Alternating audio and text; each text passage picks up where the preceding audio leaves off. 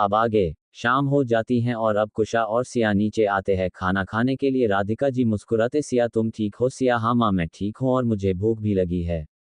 राधिका जी चलो खाते हैं। सिया और कुशा बैठ जाते हैं। कुशा माँ भाई कहा वो भी आ जाए फिर सब कोई साथ में खाते हैं। राधिका जी कुशाग्र को काम है तो अपना खाना अपने रूम में करेगा, इसलिए तुम लोग खाओ। कुशा ए भी कुछ नहीं बोलती है। सिया को कुशाग्र का ना आना अच्छा नहीं लगता है, पर आज कुशाग्र ने उसे डांटा था इसलिए वो भी कुछ नहीं बोलती है, अपना खाना खाने लगती हैं और इस तरह तीनों साथ में खाना खाते हैं और फिर सोने चले जाते हैं। यहाँ कुशाग्र अपना काम कर रहा था, सब भूलकर ऐसे ही रात बीत जाती है और सुबह सुबह सिया उठ जाती हैं, पूजा करने लगती हैं। पूजा कर आरती की थाली लेकर पीछे देखती है, वहाँ कोई नहीं था। हमेशा जब सिया पूजा कर लेती थी आरती के समय कुशाग्र वहाँ रहता था, पर आज कुशाग्र नहीं था। सिया जिम के गेट की तरफ देखती है, गेट बंद था। सिया अब थाली रख किचन में जाती है और नाश्ता बनाती हैं और बार बार सीढ़ियों की तरफ देख रही थी पर वहां से कोई नहीं आता है। ऐसे ही काफी समय हो जाता है। अब राधिका जी भी आ जाती हैं और बोली बेटा तुमने नाश्ता बना दिया? सिया हाँ माँ बन गया है, अब सभी आ जाए तो नाश्ता लगा दूँ। राधिका जी हाँ ठीक है और एक थाली निकलकर नाश्ता निकालने लगती हैं। सिया राधिका जी को देखकर माँ आप क्या कर रही है, ये थाली किसके लिए लगा रही है? राधिका जी ये कुशाग्र के लिए, वो अपने रूम में ही नाश्ता करेगा। उसने मुझे कल ही बता दिया था कि वो कुछ दिनों के लिए अपने रूम में नाश्ता करेगा, उसे इम्पोर्टेंट काम है। उसकी आदत है जब उसे जरूरी काम होता है तो वो नीचे आना बंद कर देता है और फिर मुझे उसे ऊपर ही देने जाना पड़ता है। सिया अब कुछ नहीं बोलती है और राधिका जी वहां से चली जाती है। सिया को कुशाग्र की कही बात याद आती हैं कि अब से मैं तुमसे कोई मतलब नहीं रखूंगा जब तक तुम डिसाइड नहीं कर लेती हो कि तुमको किसके साथ रहना है। ये सब सोचकर सिया दुखी होकर, मैंने तो बताया था कि गलत समझ रहे हैं, ऐसा कुछ नहीं है, फिर भी गुस्सा है। मुझे कल कितना डांटा फिर भी मैं उनसे गुस्सा नहीं हूँ और मैं तो बस भूल भी गई, पर ये तो बेकार की जिद करके गुस्सा हो गए। अब मैं क्या करूँ, देखती हूँ शायद कुछ दिन में ठीक हो जाए। यही सोचकर फिर से खाना बनाने लगती हैं।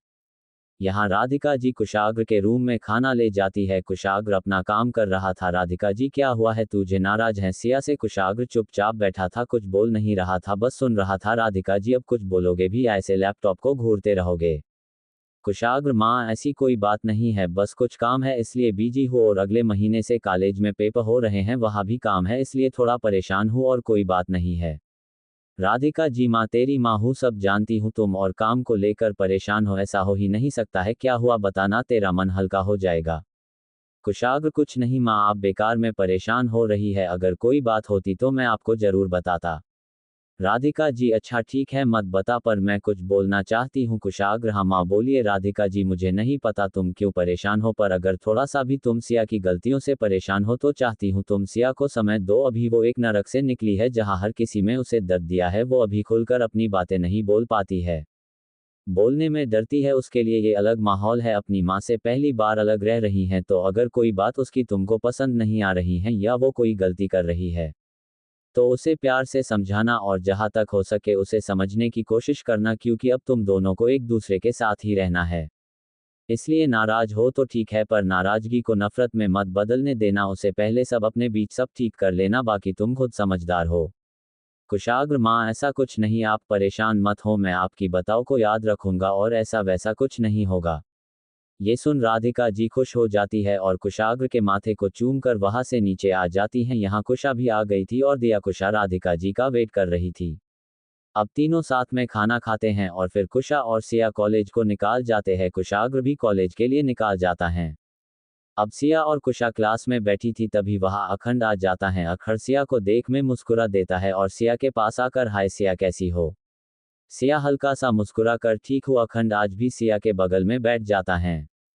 कुशा अखंड को अपनी बेंच में बैठते देख, तुम यहाँ क्यों बैठ रहे हो, अपनी सीट पर जाओ। अखंड सीट कैसी सीट, कोई कहीं भी बैठ सकता है, वैसे भी हम पार्टनर है। कुशा कैसे पार्टनर? अखंड प्रोजेक्ट पार्टनर। कुशा हाँ पता है, इसका ये मतलब नहीं कि तुम हमारे सिर पर बैठोगे, जाओ यहाँ। सिया तो दोनों को देख रही थी। अखंड मैं सिया के पास बैठा हूँ, उसे कोई प्रॉब्लम नहीं है, तो तुम क्या प्रॉब्लम है?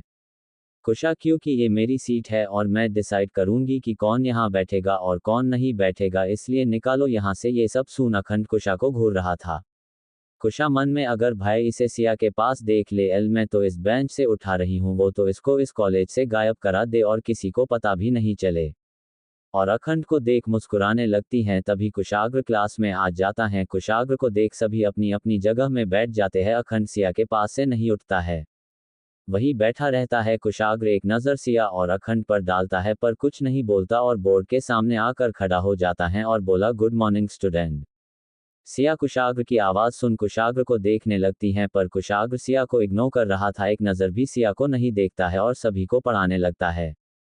कुशाग्र पढ़ा रहा था। सिया एकटक कुशाग्र को देख रही थी और हल्का सा मुस्कुरा रही थी। कुशा सिया को मुस्कुराते देख धीरे से सिया के कान के पास जाकर, भाई हैंडसम लग रहे हैं। ये सुन सिया अपने होश में आती हैं और इधर उधर देखने लगती हैं। कुशा, बताओ ना भाई कैसे लग रहे हैं। सिया, ये तुम क्या बोल रही हो, मैं तो पढ़ रही थी। कुशा मुस्कुराते हुए, हाँ ठीक है, इतना बोल फिर पढ़ने लगती हैं। अब सिया अपना सर नीचे करके बैठ जाती है। अखंड, क्या हुआ सिया, सिर नीचे क्यों किया है।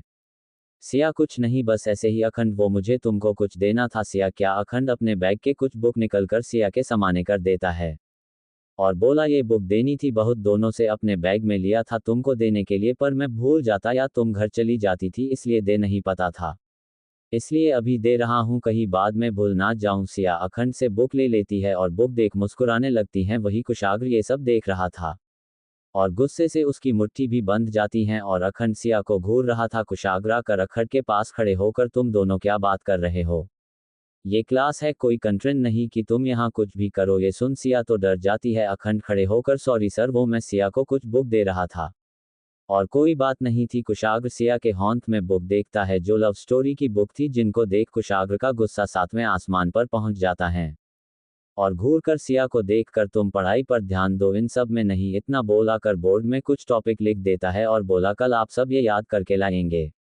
और एक बात, अगले महीने से आपके पेपर स्टार्ट हो रहे हैं, इसलिए तैयारी शुरू कर दीजिए, बेस्ट ऑफ लक। उतना बोल कुशाग्र वहां से चला जाता है। यहाँ सिया को तो कुछ समझा नहीं आ रहा था कि वो अब क्या करें। सिया, कुशा से मैंने कुछ नहीं किया, वो तो अखंड मुझे बुक दे रहे थे और मैंने लिया है, बस इतनी सी बात है। कुशा, हाँ ठीक है, हम घर में बात करेंगे, तुम परेशान मत हो। सिया हाँ में सिर हिला देती है। अखंड, सॉरी सिया, मेरी वजह से ये सब हो रहा है, मुझे ध्यान ही नहीं था कि सर हमें देख रहे हैं, आइंदा मैं ये सब ध्यान रखूंगा। सिया, कोई बात नहीं, आपकी गलती नहीं है, मुझे भी ऐसे बात नहीं करनी चाहिए थी, वो भी क्लास में, सर पता नहीं क्या सोच रहे होंगे। यही सब सोच सोच कर सिया परेशान हो रही थी। सिया को समझ नहीं आ रहा था कि कुशाग्र का उसे अखंड के साथ देखना और अखंड और उसके बारे में गलत सोचने से उसे इतना फर्क क्यों पड़ रहा है और उसे कुशाग्र की नाराजगी अच्छी क्यों नहीं लग रही है। वो तो चाहती थी कि कुशाग्र उसे दूर रहें। यही सब उलझनों में फंसी सिया को कुछ समझ नहीं आ रहा था कि अब वो क्या करे। इस तरह कॉलेज से घर को निकाल जाती है सिया और कुशा। सिया सीधा अपने रूम जाती है और आज जो हुआ वही सब सोच रही थी। कुशाग्र का सिया का यूं इग्नोर करना लगा, तुम थोड़ा सा बेवकूफ हो और भाई के गुस्से की वजह समझ नहीं पा रही हो। ये सुन सिया कुशा को घूर कर देखने लगती हैं। कुशा आगे बोली, पर ऐसा नहीं है, तुम तो बहुत समझदार हो और तुमने तो एक दिन में समझ लिया कि भाई क्या चाहते हैं। कुशा खुश होते हुए सिया का हाथ पकड़कर एक झटके में बोली, सिया तुमको भाई से प्यार हो गया है। सिया चौंकते हुए, ये तुम क्या बोल रही हो, ऐसा कुछ नहीं, मैं बस इतना चाहती हूँ कि वो मुझसे नाराज ना हो और सब पहले जैसे ठीक हो जाए। और ऐसा कुछ नहीं, मैं उनसे प्यार नहीं करती हूँ, मुझे तो उनसे डर लगता है, पता नहीं मेरी किस बात से गुस्सा हो जाए और मुझे डांटते लगे, इसलिए मैं इनसे दूर भी रहती हूँ। तुम्हारे भाई एक नंबर के राक्षस है और मुंह फूल कर बैठ जाती है। ये सब सुन कुशा मुस्कुरा देती हैं और वो भी सिया के पास बैठ जाती है। मत हो। सिया अब कुछ नहीं बोलती है। यहाँ कुशा मुंह फूला कर बैठी थी। सिया कुशा को देखकर, अब तुमको क्या हुआ है कुशा, तुमको पता है सिया वहाँ सब बहुत अजीब है, जब देखो माँ को बारा बुरा बोलते रहते हैं और माँ सब सुनती रहती हैं और हमें कुछ बोलने भी नहीं देती हैं, और बड़े पापा के बेटे तो बहुत ही बेकार है, जब देखो भाई से जलते रहते हैं। तभी राधिका जी, कुशा ऐसा नहीं बोलते, वो सब तुमसे बड़े हैं और ये सब मैं तुम्हारे पापा के लिए कर रही हूँ। उनको परिवार बहुत पसंद था, मैं बस उनको जोड़ नहीं सकती, तो बस कुछ पलों के लिए साथ ला सकती हूँ, वही करती हूँ। ये सब बोल राधिका जी उदास हो जाती हैं। सिया, माँ आप परेशान मत हो, एक दिन सब ठीक हो जाएगा और आप जो भी कर रही है सब सही है, मैं आपके साथ हूँ। ये सुन राधिका जी खुश हो जाती है और सिया को प्यार से गले लगा लेती है। कुशा, ये सब देखकर, माँ मैं भी आप दोनों के साथ हूँ, इसलिए तो आपके साथ वहां जा रही हूँ। सिया, तो तुम भी आ जाओ, ग्रुप हग हो जाएं। कुशा भी गले लग जाती है और तीनों खुश हो जाती है और फिर खाना खाकर सोने चली जाती है। इस तरह 2 दिन बीत जाते हैं। इस बीच कुशाग्र और सिया एक दूसरे से एक बार भी नहीं मिलते हैं। सिया रोज कुशाग्र का वेट करती थी, शायद आज आ जाए, पर ऐसा नहीं होता था। अब आगे 2 दिन हो गए। आज कुशा और राधिका जी को पूजा के लिए जाना था। कुशा का तो मन नहीं था, पर राधिका जी के लिए वो उनके साथ जाने को तैयार हो जाती हैं। राधिका जी को कुछ सामान भी ले जाना था, इसलिए सिया उनकी तैयारी कर रही थी। कुशा भी उसी के साथ मिलकर थाली तैयार करके गाड़ी में रख रही थी। इस तरह तैयारी करते करते चलने का टाइम हो जाता है। अब राधिका जी और कुशा जाने के लिए तैयार हो जाते हैं। अब सिया को घर में अकेले रहना था, इसलिए वो थोड़ा थोड़ा उदास थी। राधिका जी जिया का चेहरा देखकर, सिया उदास मत हो, कुशाग्र आ जाएगा शाम को और सुबह हम भी आ जाएगा। कुशा मजाक करते हुए, सिया बस एक बार तुम मुझे बोल दो, मैं नहीं जाऊंगी सिर्फ तुम्हारे लिए। ये सुन दिया मुस्कुराते हुए, नहीं मुझे नहीं बोला, मैं चाहती हूँ तुम माँ के साथ जाओ। ये सुन कुशा मुंह बनाते हुए, तुम माँ को ज्यादा प्यार करती हो? सिया ऐसा नहीं, मैं तुमसे भी प्यार करती हूँ, पर माँ से थोड़ा सा कम और जाए आप दोनों, नहीं तो मुझे रोना आ जाएगा। ये सुन राधिका जी सिया को प्यार से गले लगा लेती है और माथे को चूम कर बोली, हम जल्दी आ जाएंगे। सिया मुस्कुराकर उनको बाय बोलती है और अब कुशा और राधिका जी वहां से चले जाते हैं। सिया अब अकेली थी, उसे अच्छा तो नहीं लग रहा था। सिया मन, अब पता नहीं ये आएंगे भी या नहीं, कहीं मुझे अकेले रहना पड़ा तो मैं क्या करूंगी। यही सब सोचते हुए अपने रूम में चली जाती है और बेड में लेटकर यही सब सोचते हुए पता नहीं कब सिया की आंख लग जाती है। यहाँ राधिका जी और कुशा की गाड़ी एक बड़े से बिला के अंदर जाती है, जो दिखने में एक महल लग रहा था। पूरे बिला को बहुत सुंदर सजाया गया था। गाड़ी रुकती है, राधिका जी बाहर आती हैं, उनके साथ कुशा भी निकलती है। कुशा ने जल्दी से राधिका जी का एक हाथ पकड़ लेती है और बोली, माँ मुझे यहाँ नहीं जाना है, सब मुझे अजीब तरह से देखते हैं। राधिका जी ऐसा कुछ नहीं होगा, मैं हूं ना तुम्हारे साथ। कहीं ना कहीं राधिका जी को भी अजीब सा लग रहा था, पर वो कुशा के सामने नॉर्मल खड़ी थी। राधिका जी एक लंबी सांस लेती हैं और कुशा का हाथ पकड़कर अपने कदम आगे की ओर बढ़ती है। तभी दो और गाड़ी बिला के अंदर आती हैं। राधिका जी और कुशा रुककर गाड़ियों को देखने लगती हैं और गाड़ियां आकर खड़ी होती हैं और उनमें से एक गाड़ी से सक्षम निकलता है, जिसने कोट पैंट पहने हुए था, एकदम बॉडीगार्ड लग रहा था। और फिर 7 और आदमी गाड़ी से निकलते हैं, वो बंदूक लिए हुए थे। सभी लाइन से खड़े हो जाते हैं और सक्षम राधिका जी के सामने आकर, मैम सर ने हमें भेजा है आपकी रक्षा के लिए। राधिका जी सक्षम को देखकर मुस्कुराते हुए, हाँ पता है तुम आने वाले हो, कुशाग्र ने मुझे पहले ही बता दिया था। कुशा तो एकटक सक्षम को देखे जा रही थी बिना पल के झपकाए, मन में यार कितना हैंडसम बंदा है, मुझे तो पता ही नहीं था भाई ऐसे लड़के अपने पास रखते हैं। हाय भाई की किस्मत कितनी अच्छी है कि उनके आसपास इतने हैंडसम लड़के काम करते हैं। कुशा तो अपने ख्यालों में मग्न थी। सक्षम एक नज़र कुशा को देखता है और बोला, अब हमें अंदर चलना चाहिए। राधिका जी हाँ ठीक से। कुशा तो बस सक्षम को देख रही थी। यहाँ सिया की नींद खुलती है तो देखती है रात हो गई थी और 7 बज गए थे। सिया यार कितनी जल्दी टाइम बीत गया, कुशाग्र जी आए या नहीं, चलो देखती हूँ। सिया नीचे आती हैं, कोई नहीं था। सिया अभी तक नहीं आए, कहाँ रह गए, एक काम करती हूँ खाना बना लेती हूँ। जब तक सिया किचन में जाकर खाना बनती हैं।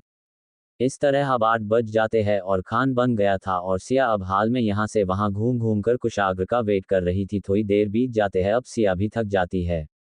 तभी गेट की बेल बजती हैं। सिया खुश होकर गेट खोले जाती हैं। सिया मुस्कुराते हुए गेट खोलती हैं, सामने कुशाग्र खड़ा था। सिया कुशाग्र को देखकर खुश हो जाती है। कुशाग्र एक नज़र सिया को देखता है और बिना कुछ बोले अंदर आ जाता है। सिया भी गेट बंद कर देती हैं और कुशाग्र के पीछे पीछे चली आती हैं। कुशाग्र सीधे अपने रूम जाने लगता है। सिया धीरे से, खाना बन गया है। कुशाग्र सिया की बात सुन रुक जाता है और सिया को बिना देखे कपड़े चेंज करके आता हूँ और ऊपर चला जाता है। सिया तो खुश थी कि कुशाग्र आ गया है और वो अब उसे बात करेगी और सिया खुशी खुशी खाना लगने लगती हैं। थोड़ी देर में कुशाग्र नीचे आता है और सिया को बिना देखे अपनी जगह में बैठ जाता है। सिया भी कुशाग्र को देख चुपचाप अपनी जगह में बैठ जाती है। अब दोनों खाना खाने लगते हैं। सिया चुपके चुपके कुशाग्र को देख रही थी और सोच रही थी कि अपनी बात कुशाग्र से कैसे कहे, यही सब सोच रही थी। कुशाग्र तो चुपचाप अपना खाना खा रहा था। उसने एक बार भी सिया को नहीं देखा था, पर उसकी हरकतें उसे भी समझ आ रही थी। फिर भी वो कुछ नहीं बोलता है और अनजान बनकर बैठा रहता है। कुशाग्र अपना खाना खत्म करके जाने लगता है। ये देख सिया, आप कहाँ जा रहे हैं? कुशाग्र, मेरा हो गया, मैं अपने रूम जा रहा हूँ। सिया, इतना जल्दी? कुशाग्र, हाँ ठीक, मैं चलता हूँ, और जाने लगता है। सिया, जल्दी से, मुझे आपसे कुछ बात करनी है, एक सांस में बोल देती हैं। सिया की बातों को सुन कुशाग्र रुक जाता है और सिया को देखकर, क्या बोला है, बोलो।